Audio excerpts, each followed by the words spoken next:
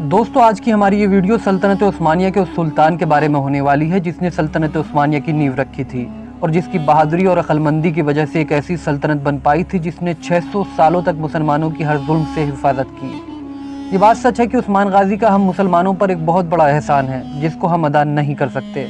जब मंगोलों और ईसाइयों ने दुनिया के हर हिस्से में तबाही मचा रखी थी तब उस्मान गाजी ने अपने बाप अर्तुगरुल गाजी के नक्शे कदम पर चलकर मंगोलों और ईसाइयों की हर चाल को नाकाम कर दिया और देखते ही देखते वो मुसलमान के सबसे बड़े रहनुमा बन गए। आज की हमारी ये वीडियो उस्मानिया सल्तनत के उसी सुल्तान उस्मान गाजी के बारे में होने वाली है।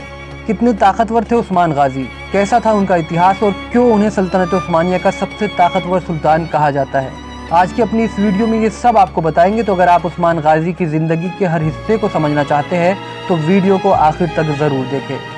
दोस्तों उस्मान गाजी की पैदाइश सन 1258 में सोगूत में बताई जाती है।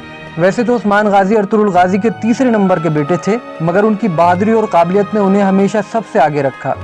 कहा तो ये तक जाता है कि उस्मान गाजी अपने वालिद अर्तुगरुल गाजी पर भी हर हुनर और काबिलियत में हाथ रखे हुए थे। सन 1281 तक इन्होंने अपने वालिद अर्तुगरुल गाजी के साथ बहुत सी जंगों में शिरकत की। फिर अर्तुगरुल गाजी की मौत के बाद ये अपने कबीले के सरदार बन गए। दोस्तों कहा जाता है सरदार बनने के तुरंत बाद उस्मान गाजी ने अपने दुश्मन और सलेबियों के किले फतेह करना शुरू कर दिए। उस्मान गाजी की ज़िंदगी से जुड़ा सबसे इंटरेस्टिंग फैक्ट ये है कि वो अपनी पूरी ज़िंदगी में कोई भी जंग नहीं हारे और उन्होंने हर मोर्चे हर जंग में अपने दुश्मनों को पटखनी दी। इतिहासकारों के अनुसार उस्मान गाजी की पहली कामयाबी कराजा हिसार के किले को फतेह करना था। इस किले को फतेह करने के बाद उनके दुश्मनों को ये बात तो साफ तौर पर समझ आ गई थी कि उनकी लड़ाई किसी कमजोर से नहीं बल्कि उस योद्धा से है कि जिसकी रगों में अर्तुगरुल गाजी जैसे महान योद्धा का खून दौड़ रहा है।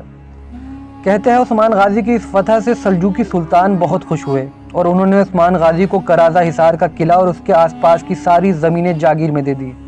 इसके बाद उस्मान गाजी को इस इलाके में अपना सिक्का जारी करने की भी इजाज़त दे दी गई। यानी कि अब तक ये बात साफ हो चुकी थी कि तुर्क के उस इलाके में उस्मान गाजी एक बड़ी ताकत बन चुके थे।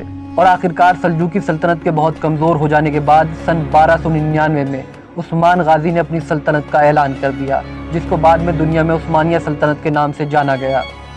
इसके बाद सन 1300 में मंगोलों के हमले के बाद सल्जूकी सल्तनत पूरी तरह से ख़त्म हो गई और इसके बाद उस्मानिया सल्तनत उस इलाके की सबसे ताकतवर सल्तनत बनकर उभरी।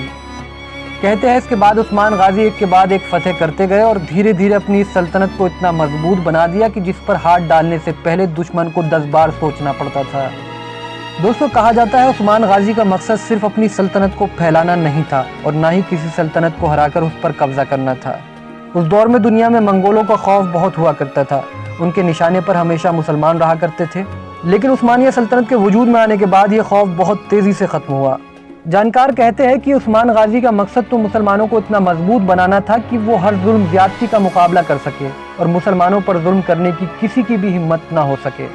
कहते हैं उस्मान गाजी ने अपनी पूरी ज़िंदगी मुसलमानों की हर जुल्म से हिफाजत की और मंगोल और ईसाइयों के लिए एक ऐसा नाम बन गए कि जिनकी इस सल्तनत के रहते वो फिर कभी मुसलमानों पर जुल्म करने या उन्हें लूटने में कामयाब ना हो सके। दोस्तों उस्मान गाजी के दौरे खिलाफत इनकी सल्तनत में रहने वाले लोगों ने बहुत ही खुशहाल ज़िंदगी गुजारी और उन्होंने भी अपने साम्राज्य की प्रजा की हर छोटी बड़ी ज़रूरत का ख्याल रखा।